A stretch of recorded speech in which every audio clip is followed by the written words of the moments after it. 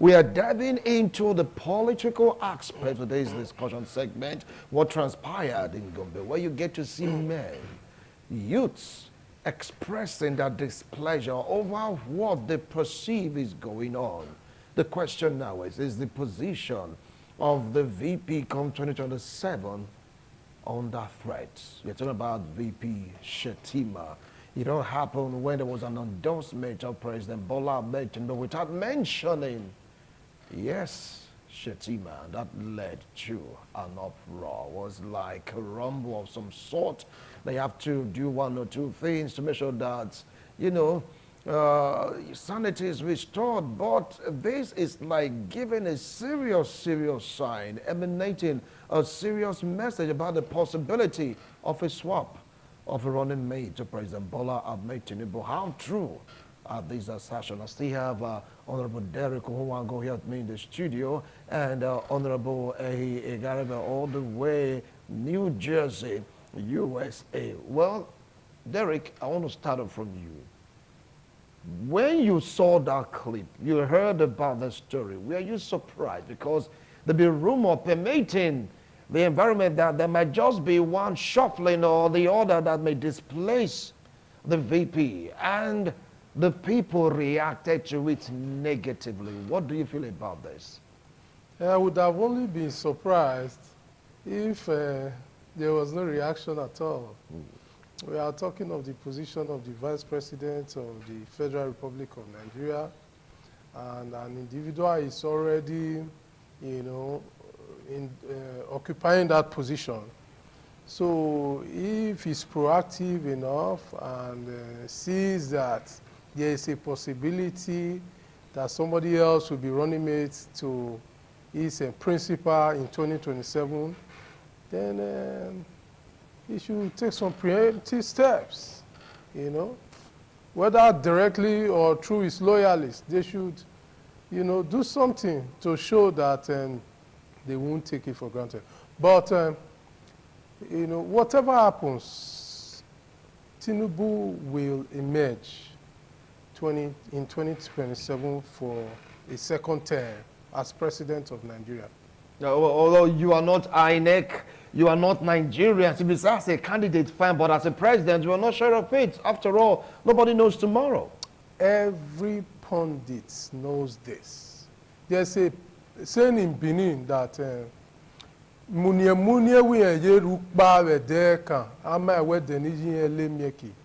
which is to say, the firefly usually says that he lights its torch on a regular night, talk much of the night that its mother prepares its favorite dish,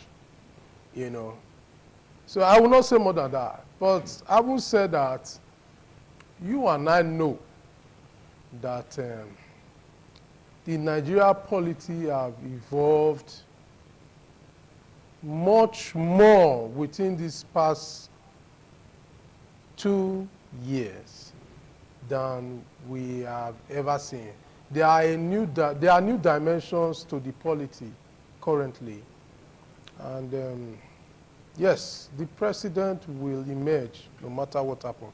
But I will advise, as a believer in Christ, that there should be equity. We should be seen to be towing that line of equity, fairness in our polity. All right. The president is Muslim, for crying out loud. And we are two major ethnic, religious groups. If you add our traditional, religious practice to it, we have three major groups.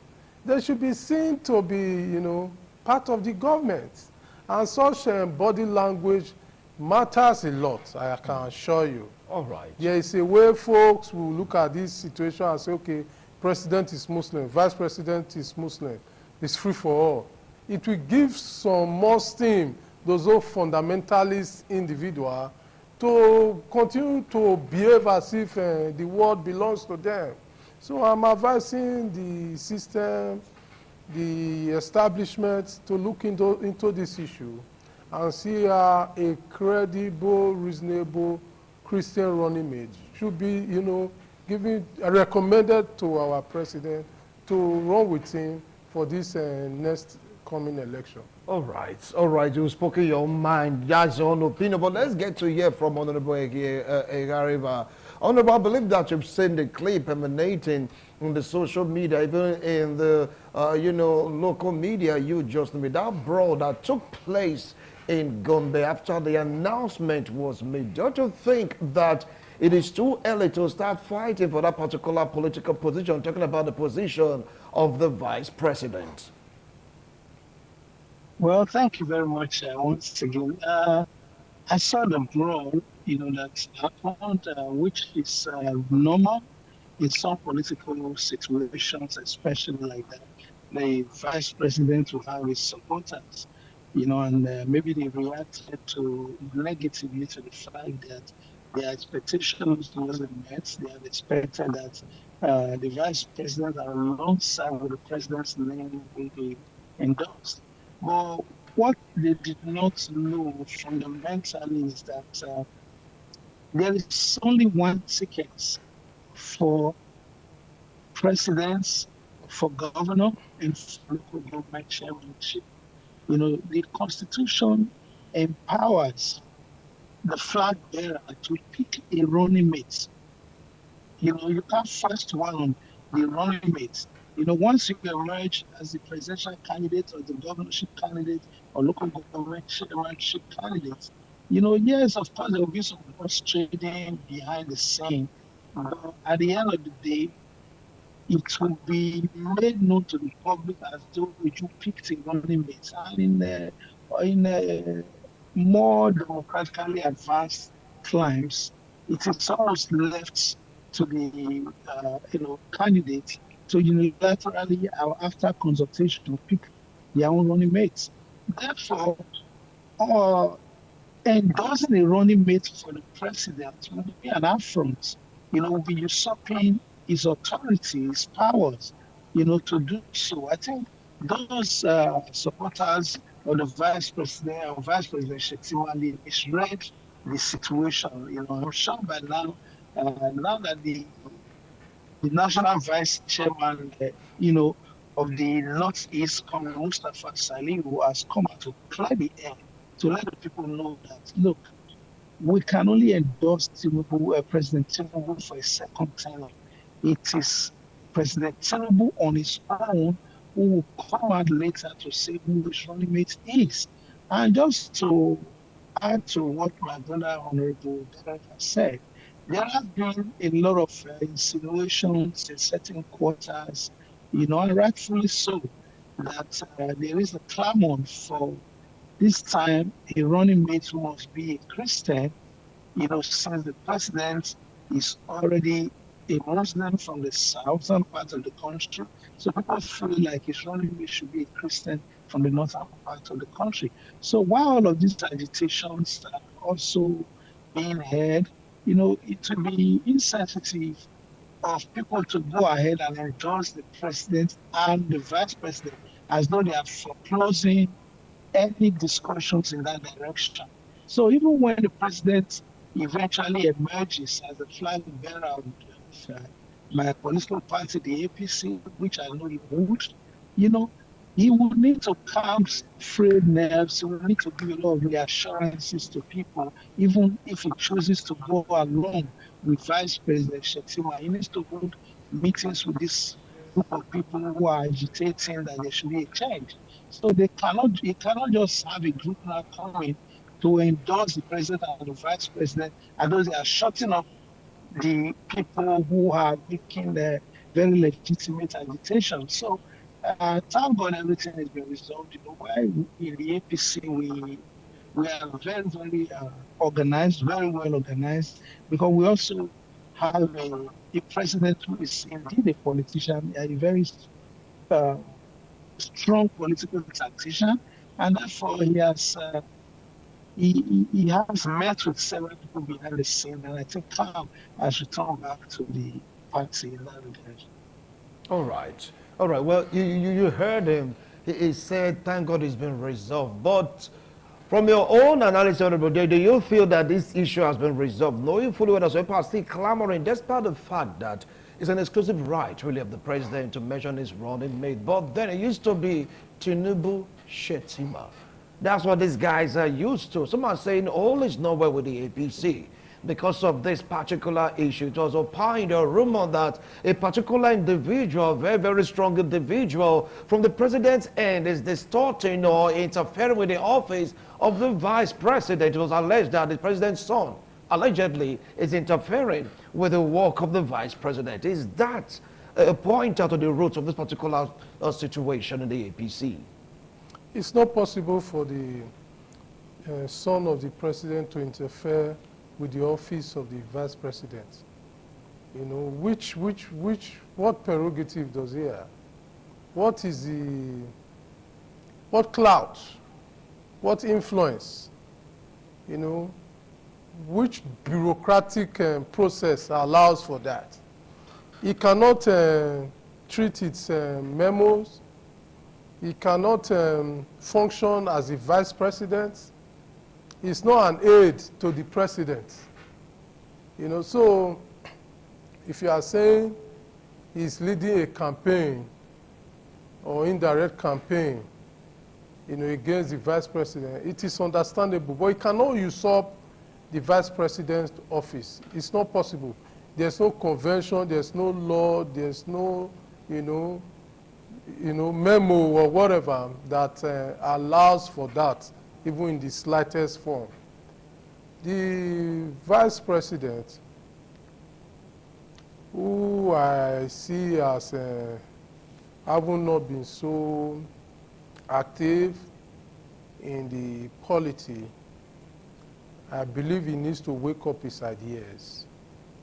He has also not been a very strong voice against these very dastardly acts that are happening all over Nigeria, you know, and accusing fingers have always been pointed to his kinsmen, you know, so he ought to have been one of the voices speaking against this very evil occurrence that have been happening all around the country. But he has done almost nothing about it. So the office of the vice president, as recognized by the law, has its own duties and functions. He needs to work hand in hand with the president with a view to ensuring that his policies and programs are effectively beneficial to the Nigerian people. And he's supposed to make recommendations and assist the presidency to achieve their goals. And the general goals of every government, of every leader, is to try to attain a state of Eldorado for his citizens, for the people that he or she leads. And so we expect nothing less, but we have not seen much from the part of our vice president. He should speak more against those who are oppressed, who are killing the Nigerian citizens. He should speak against the farmer-elder clashes and be seen to be bringing about peace and tranquility in all the rural areas and agrarian parts of the nation. All right. Then after that, maybe it can be considered for something else. Can be considered. So for you right now, he's not the right person for the job. We have a federal character system, and the federal character entails that there should be equilibrium in the distribution of the various portfolios, the various positions. One of the key aspects of balancing that equilibrium is to look at our religious divide, our ethnicity, our ideology, and what have you, to ensuring that everybody is carried along. All right. Let me go to Honorable here, Gariba. You heard what Honorable Derek talked about balancing of religion in terms of office. Do you feel that that is what is happening right now in the APC? And if there is to be any shuffle, do you feel that the party will be able to stand this heat? After all, take it or leave it, Vice President Shettima do have this large followership, Honorable he. Well, it's very important to point out that the leader of our party, President Bola Ahmed Tinubu, is a staunch politician, and for that reason, he's able to organize the party at critical times. You know, we had a situation in the state which many had thought would result in a negative situation. During our primaries, but he showed leadership and resolved it amicably to the chagrin of all. And since then, our party in the state has enjoyed peace. When people are talking of Shettima represented the president just 2 days ago in Akwa Ibom to receive, the Governor Uno to the APC. He led the entire APC team, including the national chairman, the former governor Ganduje, to that ceremony. And the president's son was also present there, and they were very cordial and they very, joyous mood as they received the latest, the latest APC governor to our fold. So it will be very disappointing for people who are hoping that this issue will lead to some kind of confrontation, political confrontation with the APC. No, not with President Bola Ahmed Tinubu as the national leader of the party. He's an astute politician, and he knows how to balance tension. He knows how to trade others, and he knows how to play politics of give and take. But, while respecting the views of individuals and ensuring that at least the majority of the people are carried along. So we are not anticipating any issues arising from if Vice President Shettima will be ballot alongside President Tinubu for second term or not. Trust me, the issues will be looking resolved and we'll move forward, as a unified and strong group or as a political party, if you will. All right, thank you. Thank you so much. Honorable Derek, let's paint this picture. Do you see President Bola Ahmed Tinubu without Vice President Kashim Shettima come 2027? I don't think it's going to distort the orientation will allow, say, the structural integrity of the APC. Oga, it will not distort anything. How? Like I told you, I will say it again. The current president, Bola Ahmed Tinubu, will win the next election. But you are not Nigerians yet. Come 2027. You're not even INEC. Why are you doing this prediction? If you follow my antecedent very well, you will agree with me that all my political predictions have always come to pass. It's not by way of, shaking my head and calling, shouting or calling Angel Gabriel. No, it's a matter of assessing the situation, extracting what is on ground and what's obtainable. As a pundit, you will agree with me that the current situation rocking the PDP and the Labour Party will most likely prevent them from feeding a presidential candidate. If the PDP succeed in bringing its house together, at best they will zone the presidency to the south. Do you see any other individual from the south who will be able to contest with Asiwaju? The only pressure that would have come from some northern individual who have been able to entwine his or herself with the locals and the elites of the north. Some northern individuals are quite popular, even though they've not done anything for their people. But their people just look up to them. But in the south, there's hardly any individual who will be able to do that. The only individual with some clout is Peter Obi.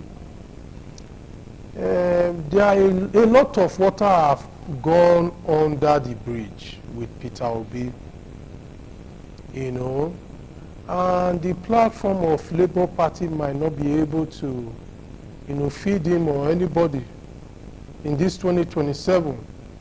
So APC being the only political party among the three major political parties to feed candidates will easily clinch a victory in a free and fair election, because I know what it took folks to sensitize people, to educate people on getting used to the logo of the Labour Party in the past election.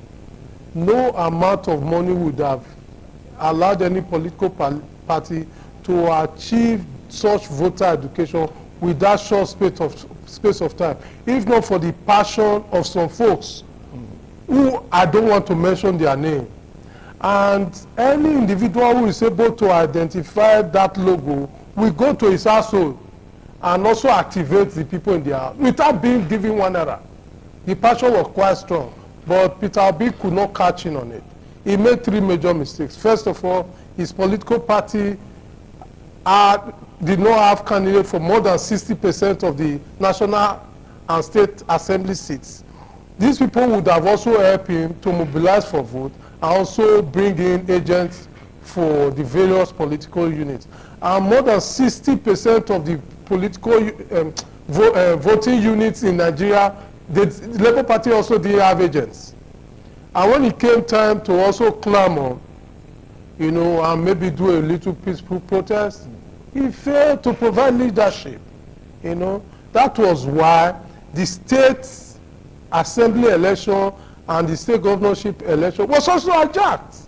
He failed to provide leadership. Even currently, the problem that is rocking Labour Party, Peter Obi has failed to provide leadership. So let's just leave that aspect.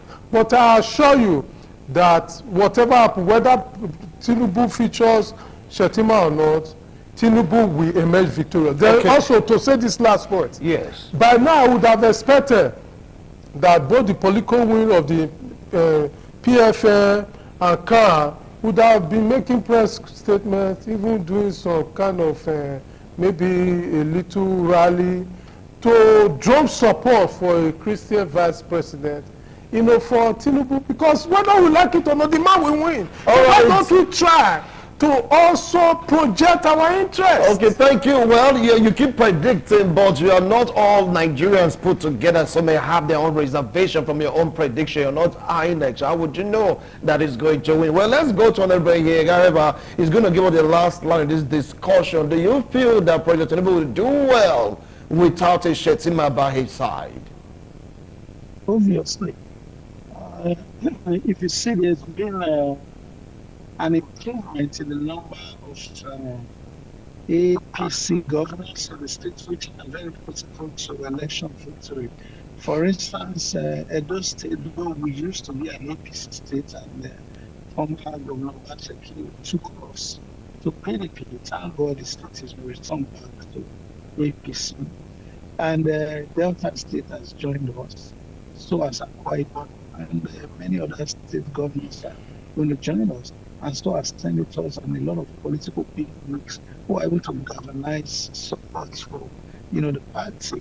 And more importantly, the president would probably be looking at massive votes in Kano and Kaduna, you know, compared to the votes you have in Kano State. But if he chooses to, whether he chooses to run the vice president or not, but it is very crystal clear the president will be comfortably, you know, coasting home to victory, you know, come the elections in 2027, because we're actually a gathering of failed political figures, you know, try to come up, you know, with either a party. You don't even know where it's doing political sacrifices. But President Tinubu is a man who never had any political office from 2007 till he contested in 2023. He supported all other people to president because it was strategic. But there are those who just believe they can just contest every election. They never have time to follow a plan and be strategic, and so that they can get victory. So also, President Tinubu knows how to play the game, and the the reforms that have taken place, within the Nigerian policy, most of them start bearing fruits before the end of this year and throughout next year. So Nigerians will be happy, their lives, their bodies will be lifted, and we'll go back to the polls again in the large numbers and re-elect President Tinubu. And also, there's the gentlemanly agreement between the North and the South. President Buhari was there for 8 years. President Tinubu was there for 8 years. Nobody will rock the place. Those who are making noise are not doing so because politics must be played. But at the end of the day, those of us who are able to look at the critical issues, we're able to also make very clear political predictions. And oftentimes these predictions come out to be very accurate. So I'm very, very optimistic that Nigerians will turn out and march to re-elect President Tinubu so that he can complete the good works that he has started. Yes, it's painful when you have to undergo some of these reforms, but again, it's like a broken leg. When you're trying to straighten out a broken leg, it's a very painful process. But if you want to walk the straight leg again, you must endure the pain so that you can walk, perfectly again.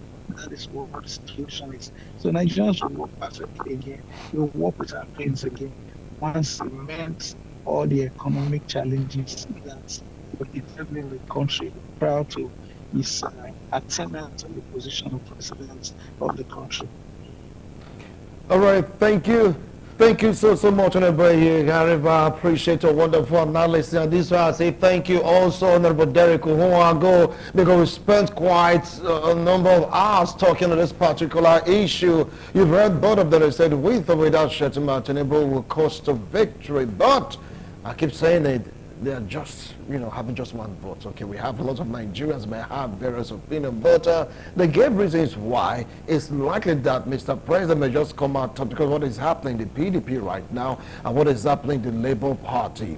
All right, well, you never can tell politics. They say it's all about number. Politics, they say it's all about influence. It's all about strength. So, who has the strength right now? Who has the numbers? Who have, figures in their favor? But what about the fight that took place in Gombe when Mr. President was giving a straightforward endorsement without mentioning the VP?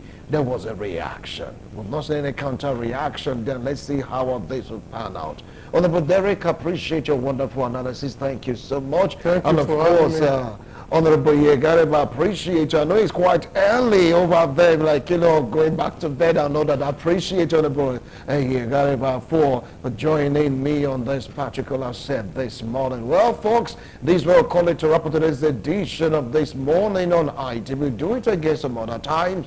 Bye for now.